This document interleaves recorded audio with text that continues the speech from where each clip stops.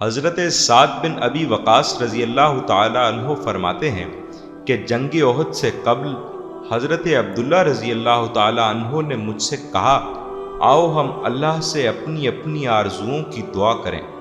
تو میں بھی ان کے ساتھ ایک طرف کنارے پہ کھڑا ہو کر دعا مانگنے لگا۔ پہلے میں نے دعا کی کہ الہی جب کل دشمن سے میرا مقابلہ ہو تو میرا مقابلہ ایسے شخص سے ہو جو حملے میں بھی مجھ سے سخت ہو اور مدافعت میں بھی، میں اور وہ لڑیں،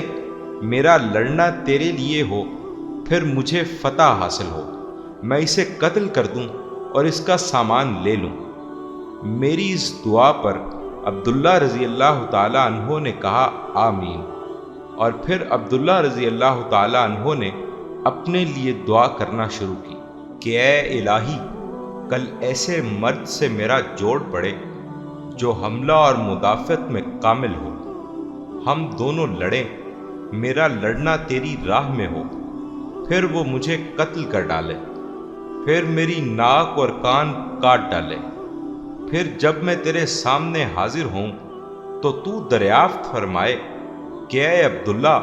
تیری ناک اور کان کیوں کاٹے گئے ہیں؟ تب میں عرض کروں کہ تیری راہ میں اور تیرے رسول پاک صلی اللہ علیہ وآلہ وسلم کی راہ میں، اور تب تو فرمائے کہ ہاں تو سچ کہتا ہے۔ سعد رضی اللہ تعالی عنہ کا قول ہے کہ عبداللہ رضی اللہ تعالی عنہ کی دعا میری دعا سے بہتر تھی، چنانچہ یہ بزرگوار اسی کیفیت میں شہید ہوئے۔ شجاعت، بہادری اور صبر سے بھرپور یہ واقعہ یقیناً آپ کے دلوں کو ایمان کے نور سے معطر بنا کے گیا ہوگا۔